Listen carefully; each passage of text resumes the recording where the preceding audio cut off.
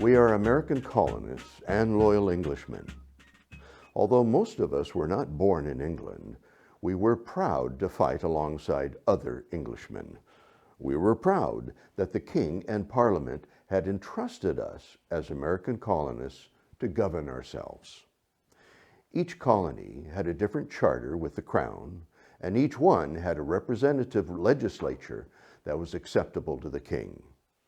In Virginia, we had the House of Burgesses, of which I was a member of for many years. We had representatives that passed laws, and we taxed ourselves to meet our own needs as a colony. And as in many other colonies, our royal governor reported our activities to Parliament and the King. It is helpful to understand that the individual colonies were populated by independent-minded people, that in many cases had their own ideas how things should run and didn't agree with each other, especially in Massachusetts. However, in Virginia, we tended to debate topics openly, but eventually worked out our own differences and maintained order in our colony.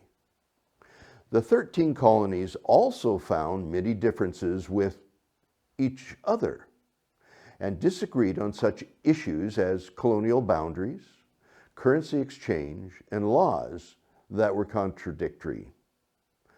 However, when it came to the French and Indian War, we were united and we fought as loyal English subjects.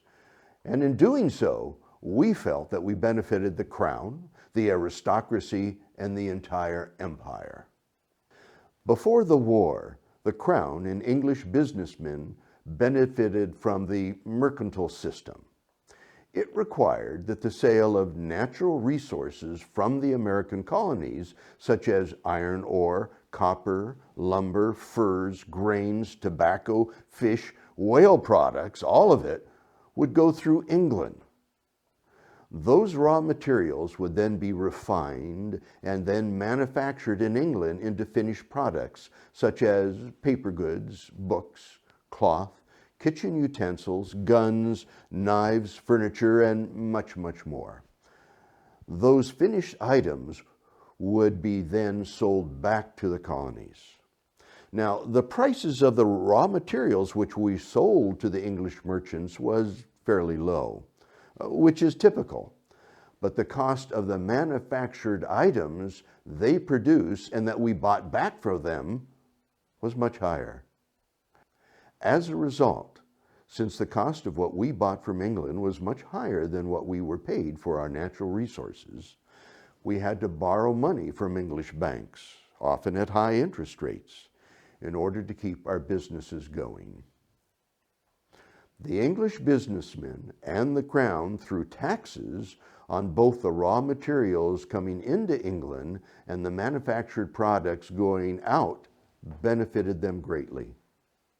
And when times were good, we had the benefit of a ready market for our products in England, and the income from those transactions allowed the colonies to prosper and grow.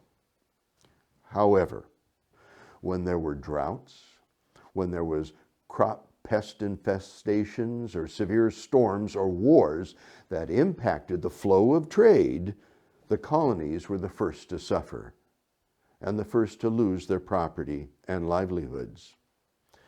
And yet, we were part of the largest empire in the world, which controlled the seas and the land, and we benefited from the safety and the stability that the empire provided us. When the English Empire prevailed over France in the 7 Years' War, settlers were anxious to expand into the large, fertile territory between the Appalachian Mountains and the Mississippi River that France lost to England.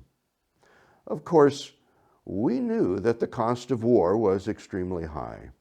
Our mother country enlisted Englishmen, trained them to fight as a unit and to respond to commands and clothe them. They provided coats, shirts, breeches, shoes, socks, and hats for both summer and winter. They supplied the soldiers with muskets and bayonets, black powder and cartouche boxes, shot, bullets, and everything they needed to fight, and trained them in how to use them. During training, the soldiers had to be fed and housed, and then they needed to be transported to the place they were needed. Deploying them to the nearby European continent was not that expensive, but shipping them 3,000 miles to the colonies was very expensive. In addition to the food and care on an ocean voyage of 4, 6, or even 8 weeks, the soldiers needed many things when they arrived in the colonies. They needed tents, cots, blankets, food, training, and doctors and nurses to tend to their illnesses and injuries. If a war can be won in a year or two, those initial troops may be all that would be needed. But the French and Indian War lasted nearly 8 years. That meant that England had to supply replacements for the soldiers who were injured and needed to heal, and others that died of illnesses or perished in battle. So England had to continue to enlist and to train more soldiers and ship them to the colonies throughout the 8 years of war. We colonists faced many of these same hardships and dangers throughout the war, so we knew the high cost for England and in the colonies. And where did the king get the funds to pay for all of this cost of war? We all knew that initially the crown expended the funds they had on hand. But when those monies were depleted, they borrowed from other nations that were allied with them, and then eventually started to borrow from English aristocrats, businessmen, and merchants. And when that was not enough money to pay for the war, they went to the English people and established revenue-raising taxes to pay off the debt. After Great Britain defeated France and her allies, the Crown and Parliament began to make some alarming changes that affected the American colonies. The first change was the Proclamation of 1763 by the King and Parliament. It stated that the lands between the Appalachian Mountains and the Mississippi River would not be available for settlement by the colonies. We were forbidden to settle those lands.